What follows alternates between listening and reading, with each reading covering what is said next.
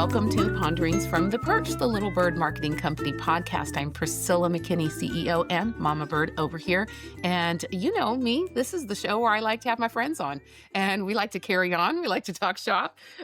And so today is going to be no different. I'm an oldie goldie with me. I love having friends that you've had over the years. You've had important conversations with them. You've seen careers really take off. And so this is going to be a really fun conversation. Brianna Sylver is a nationally recognized innovation strategist, and she helps Fortune 1000 companies and city governments and other organizations and nonprofits and what have you. She helps them all unlock growth. She helps their teams get in alignment. And more than anything, she just leads companies and organizations through complexity because you know what? It gets difficult and you need help.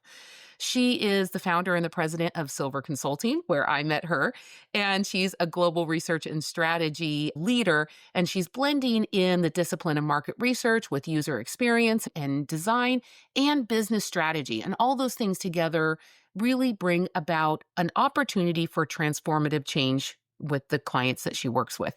She is now the author of Leading Through Freefall, How Innovators Turn Turbulence into Trust. This is a practical guide for leaders navigating uncertainty. And so this is the reason, the very exciting reason that I'm having her on the podcast. It's been very fun to watch the entire journey from the moment I remember us first talking about, oh, I have an idea for a book to today. So Brianna Sylver, welcome to the show. Thank you so much for having me, Priscilla. And I think we need to do a bit of a correction. I don't think it was me saying, I think I might have an idea. I think it was you bringing me over to a corner saying, you need to write a book. Okay. And I know just the right people for you to do it with. I love that. Every conversation we had, I'm like, yes, but I need to know how you do that. Yeah, but how did you do that? Or where did you think of that? And it's like when you want more behind the scenes from somebody, you know they have a book in them, right? So let's kick off with that because this is super exciting. And I want to talk about that really interesting core of the problem that you saw out there. So the book, Leading Through Freefall, it argues that the biggest obstacles in innovation actually aren't technical, but they're actually human. So let's start there. Explain that core idea, that core framework, and why you think that is the truth that stands in the way between insights that get actioned and those that just get shelved. Yeah, I'd love to talk about this because in the market research industry, it's all talk about method. So, what is the method that you're going to be using? Or maybe you're talking about sampling and all the sampling biases that are out there. And all those things are important. They are not to be dismissed. But what we don't talk about is how to actually lead the people that you are engaged with through change.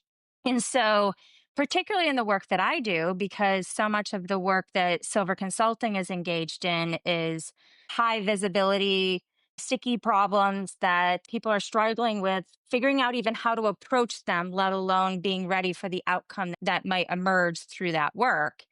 And so people are faced with a lot of tough change.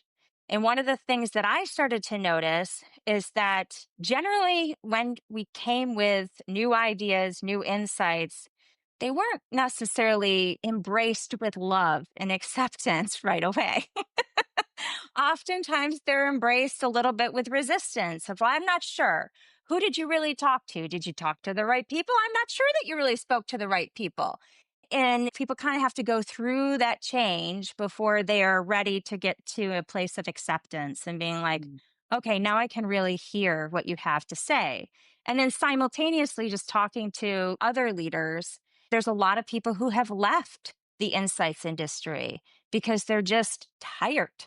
They're tired of delivering insights and having nothing come of them. And so, a few years back, it was like actionable insights. And that was like the catchphrase. And people kept talking about that as the end deliverable of a project, which clearly that's important. But my perspective was always, you got to step back. It's not the end deliverable. It's the entire journey that you need to be thinking about making actionable. And so that's really where this book has come to be, is to say, what is that emotional journey that is happening parallel to the process journey that we focus on? And then how do we tell the stories that's happening there? Because really that emotional journey makes the difference between an insight that gets actioned and one that does not. This is a book that really has a lot of empathy for that leader who is stuck in that frustrating place and saying, but we got good stuff. And now there is a journey and it's not this magic pill moment. And so, one of the things I really liked about your book was that you set it up in three phases that people go through, and it helped people, I think, process it as they're reading, and they can identify with, oh yeah, I remember when that happened. And I love a good framework. I have two parts to my book. So, we're going to start with the first one of yours, which is really about setting people up for success. What do you need to do with these humans at the beginning so that they are ready? They really understand the fight they're about ready to have. In Silver Consulting, you refer to it as suiting up for a battle. Mhm. And then we're going to talk a little bit about the messy middle, and then we're going to end with some real hope and talk about getting a safe landing. So if it gets a little bit hard, don't worry. Listen to the end of the podcast here. So tell us a little bit about that, the three stages, first of all. Then tell us a little bit about why you start there. Like, what is the setting up that is needed? How do people need to suit up in order to be prepared for success? Yeah. So the three sections you said, suiting up is really around like setting yourself up for success. The free fall is that messy middle, the stuff that comes out of left field that you could never predict, but you're there needing to react to it. And you get to choose, do you react with grace or not? Right. We hope we choose grace. Just FYI, I always refer to that part as the stunning discomfort of entrepreneurship. But go on. Good one. And then the third is that safe landing, which is how do you really get your insights, your innovations, whatever the product is that you've been creating into the hands so that it starts to get into a space of execution. So when we think about that suiting up, setting yourself up for success, these are the things that you can predict need to happen.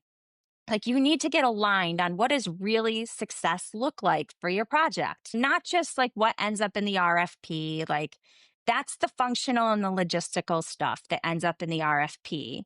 But we know that basically what people remember is how they felt going through a process. And so you want to be surfacing also the emotional, the social, and the spiritual needs around a project, right? So, like, that's one of the chapters is all around defining project success. Another one might be like you're working on a project where this is not the first time this organization has done something like this. And maybe they've had some positive experiences and maybe they've had some negative experiences, but they're back at it and wanting a slightly different outcome than what they had before. And so there's a whole chapter that's really around like, how do you acknowledge that? And how do you surface that baggage that regardless of whether you want to admit it or not, it is running undercurrents of your projects. And if you don't bring it out into the open, it is going to ultimately derail success. Another chapter in that section is around defining innovation ambition. So many of the projects that we do at Silver Consulting are innovation related, but innovation can have a lot of different definitions. You can use innovation to describe just me too innovations that are going to help you compete a little bit better. You can use the word innovation to describe sort of adjacent opportunities that just help you play the game a little bit better, but like you're not necessarily revolutionizing your industry. And then you can have innovation that's like true on breakthrough that nobody's else has ever done it before and you're leading the charge. But if I design a project for that breakthrough innovation, but you had in your mind more of that, let me compete just a little bit better, well, that's a huge miss. As a client, you're not going to be happy with that outcome. So the suiting up section is like all the things that you can predict. You might use all of the tools. I guess the other thing that I should share is that in this book, there's 17 different tools to help someone navigate the challenges associated with insights projects. And so there's 7 of them in this suiting up section. And some of them you may use on every project, like the defined project success. And then some you may only choose to use selectively depending upon the project. But the way I like to think about the tools in this section of the book is they become anchors to come back to. So, like, for instance, with that innovation ambition matrix that I was talking about, like, once you've defined what is your definition of innovation and you start to move along in a project, you might get to an ideation session, for instance, and realize, hey, we wanted to really change the game. And all the things that we are choosing to move forward are all the things that just help us compete a little bit better. And then you can go back to that innovation ambition matrix and say, this is what we said at the start. Are we underselling ourselves now that we're 3/4 of the way through the project? Or do we need to rebalance what we really want to get out of this? But it's always about being able to surface the conversation and bring those things to the forefront so that you stay in alignment as you go through the projects. Let's take a quick break and hear a word from our sponsor. Hi, Priscilla McKinney here, Mama Bird and CEO at Little Bird Marketing. Ever wonder why some teams create extraordinary breakthroughs while others get left behind? Why some collaborative efforts create big wins while others fall flat? I think I have some important insight.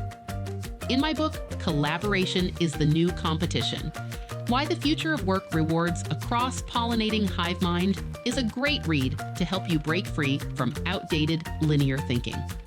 In bite-sized, timed chapters designed for busy professionals like you, you'll discover the fundamentals of strategic collaboration, plus 7 practical anchors to help you implement what you learn. This isn't just theory, it's a practical roadmap that moves beyond traditional competition to harness the power of collective wisdom and effort. You'll learn how to build powerful networks, leverage digital transformation, and create breakthrough moments that only emerge when diverse minds work together intentionally.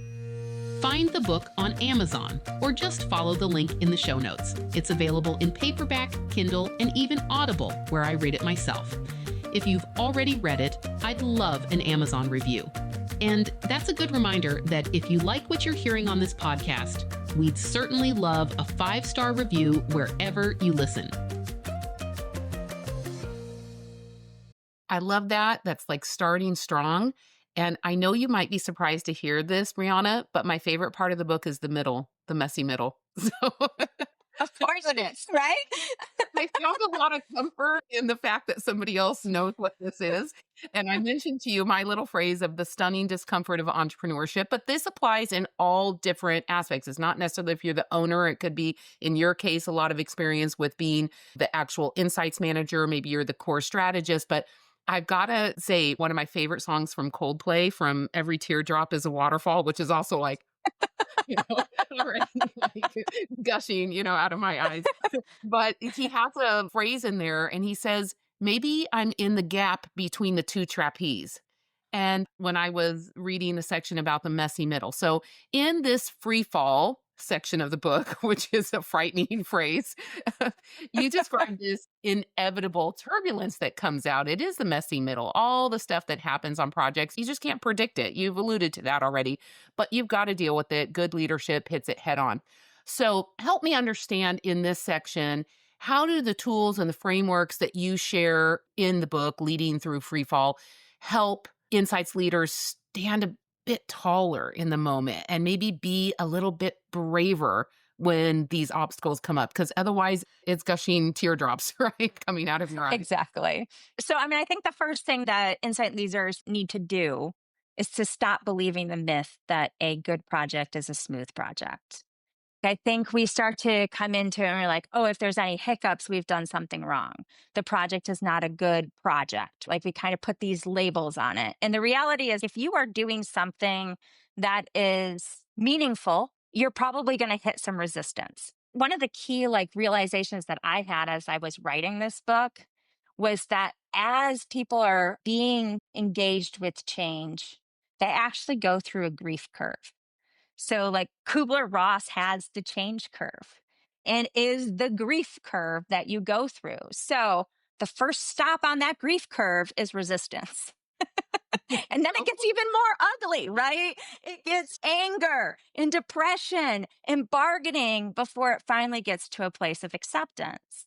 And so the more complex challenges that you're working on, the more impact that you're hoping to achieve, the more peaks and valleys you're going to have in that change curve.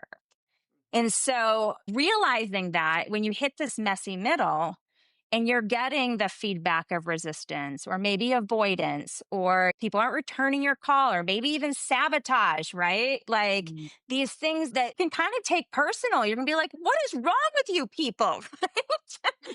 And then as I started to really write this book and really start to explore it, because as you know, it starts out as a kernel of an idea and it grows to something much more than you can ever imagine when you start.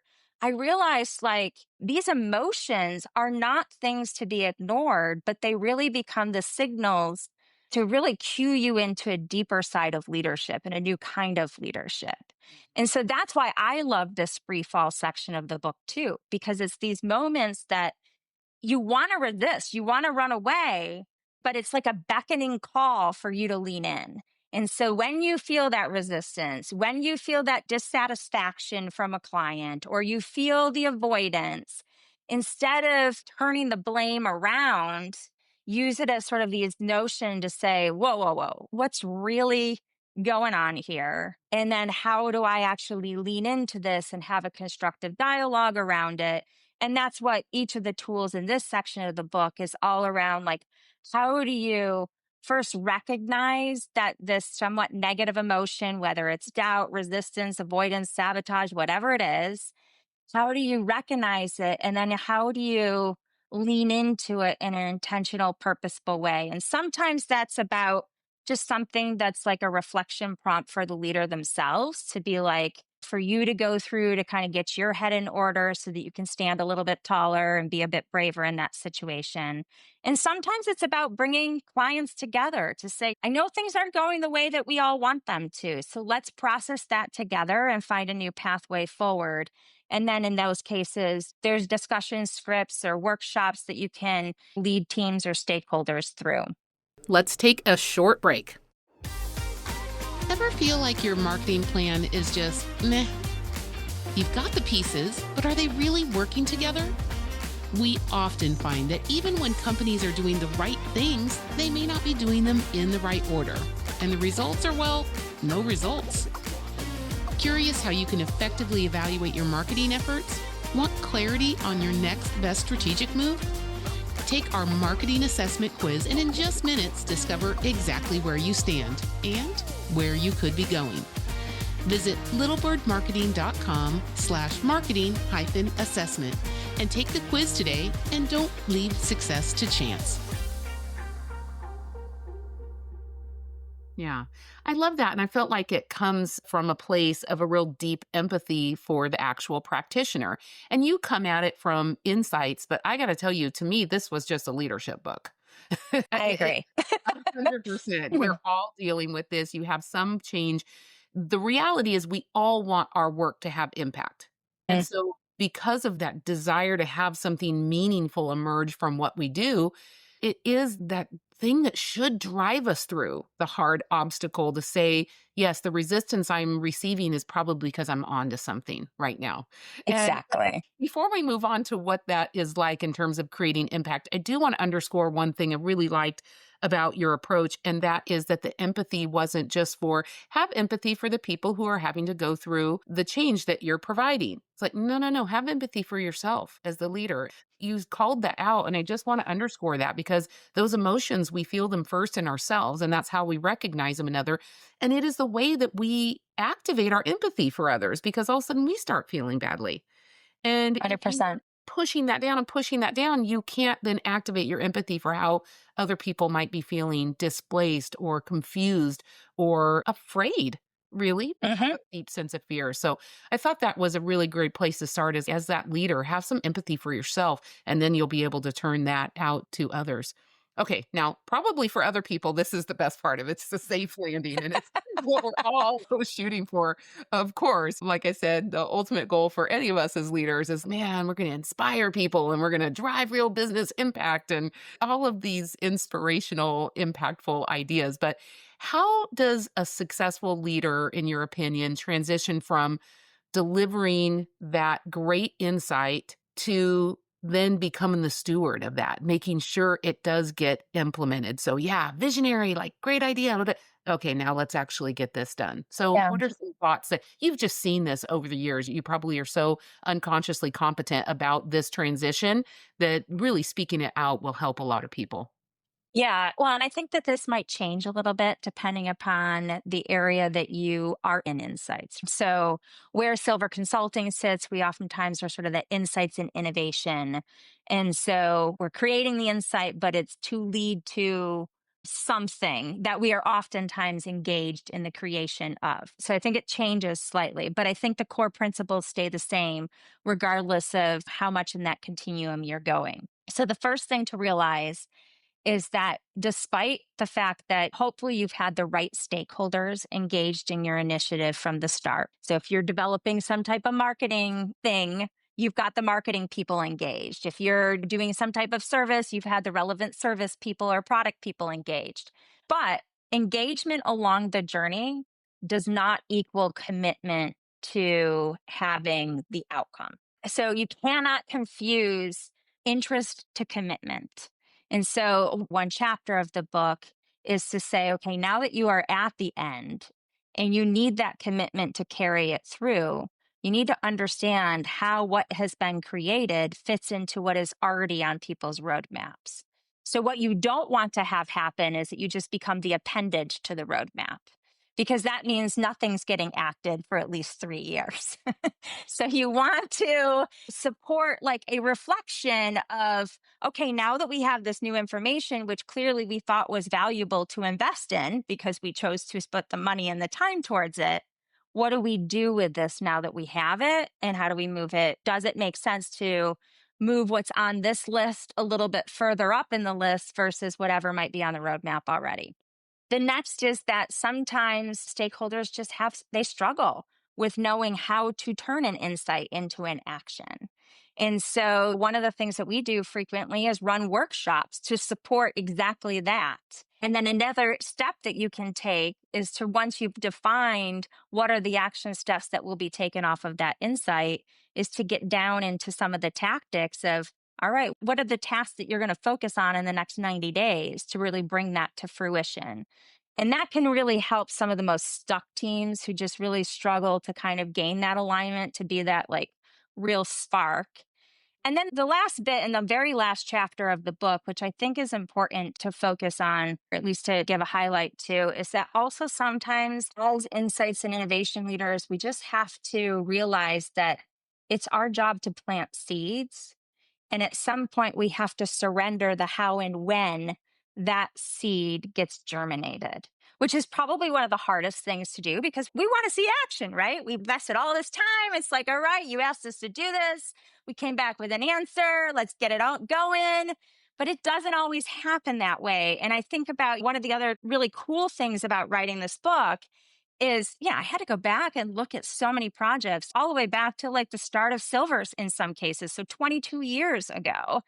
And as I went back to those things, like sometimes realizing like, I didn't think that was such a impactful project. Yet 6 years later, it's, oh my gosh, we're still working with that client. And it didn't happen right after that project ended, but by golly, they have set that thing up. It just happened on a different timeline than what we had anticipated would be. So getting into that space of surrender is really important also. Once you've done all your due diligence throughout the process, of course. If my memory serves me correctly, this is actually the reason why I pushed you a little bit and said, I think there's a book here, is because he was talking about a new kind of leader. And there is not really a better word for it, but it is a spiritual leader. It is someone who's very in tune with their own emotions, does understand how to regulate them, does understand obstacles, does understand that there needs to be bravery, that this is not going to be always easy. It also understands that this is going to require character. And so, what you're talking about, that lack of ego of doing your best job and then leaving it to someone else, that is an interesting new way of leading. And we don't see it enough in the corporate world. That's true. Just one tiny little note. And then really cool, you texted me that you're going to give a little giveaway to my audience. So I always love that. Thank you for that. Let's kind of give one little short blurb at the end here. It can be overwhelming setting things up, right? Seeing it all the way through the end, even when obstacles have come. And then in some ways, maybe even part of the end is yes, the project is in it, but the letting go is different. And so all of these things can be overwhelming no matter where people find themselves at today. But what would you say is one encouraging thing you could say to a leader who is trying to start applying this mindset today? I think actually you kind of hit on it in the sense that in corporate, we don't allow the emotion as much as we should. And I think the reality is more people are emotional than they allow themselves to be. So I think one is like really recognizing that's not a point of weakness. That might possibly be your biggest strength. And instead of trying to run away from it, run towards it. And so, really, it's my belief, and certainly the premise of this book, that as insight and innovation leaders, it is our job to lead the emotional energy of ourself, our teams, and our stakeholders. And so, if you really embrace that call and then really start to tackle some of the challenges that are presented in this book, I know that you will tangibly change. You will not be the same leader, and your projects will be having greater impact. And so, it's my hope that the people who read this book, I agree with you, it's not just an insights and innovation book. However, every single case study in there is an insights and innovation case study, which I think is such a special thing that we don't normally get in a leadership book. And so you can really apply it and see how it shows up in your projects. But I encourage people to tackle some of those challenges and then start to track what was the reactions of your team, your stakeholder, yourself, and then what was the ultimate impact of your book. I'm confident it will not be the same as before you kind of ignored that emotion and pretended it wasn't there. I love it. Quit ignoring it. Okay, Quit let's ignoring start it. ignoring. We're not going to ignore it. We're going to really see things for what they are. But Brianna, this has been so refreshing. Always talking with you is a breath of fresh air, but it is very practical too. It's to say, look, take a deep breath. You can do this. And then here's how. So, you mentioned to me that you wanted to give a little something special to my audience. So, tell us a little bit about that. I think you're going to give away a little bit of sneak peek of some of this book for some. I am. I'm super excited about this. So, I want to give away chapter 4, which is in that suiting up section that we talked about. And specifically, the tool that's reviewed in chapter 4, which is called Define Project Success, is the 5 intention setting questions. And I use these 5 intention setting questions on every single project, usually at project scoping and then again at kickoff. And I actually even just sometimes use them in my day to day life of what do I want to have happen today as I get into different situations. So I want to give this chapter away. People can get it by going to leadingthroughfreefall.com/ponderings. You'll just download it there, and that'll give you a sneak peek of what to expect in the rest of the book. And I do hope you'll be inspired to buy it and get the other 16 chapters that are equally as tangible and practical for insights and innovation leaders. I love that. And as a fellow author, I'm just going to say this. And if you download the book and either online or if you read it in physical copy, whatever it is, be sure to go back to Amazon or wherever you bought the book and give Brianna a review. That's always so hard for authors. But some books really change us. And it's important to go back and say, you know what? This was an important framework. This was a new way that I learned to interact and grow as a professional. So it's always so great to come back to an author and tell them how it helped. You and I talk about this a little bit. Some people have done some pre-reading of your book and it's, oh my gosh, this really changed something for you. It's really awesome to hear that. So I'd love for people to tell you about that. But thank you for that. For my audience, we are constantly pulling the curtain back in this podcast and looking at what people are doing and realizing that it doesn't have to be a mystery. We could really be overtly helpful to each other and explain what's going on so that we can have a better process, a better mindset, and hopefully better outcomes too. Brianna Sylver, thanks so much. Please check it out in the show notes. We will get the giveaway URL in there and then go check her book out. So, Brianna, thanks for joining us. Oh, Priscilla, thanks so much for having me on. It's been such a pleasure. From all the peeps here at Little Bird Marketing, have a great day and happy marketing.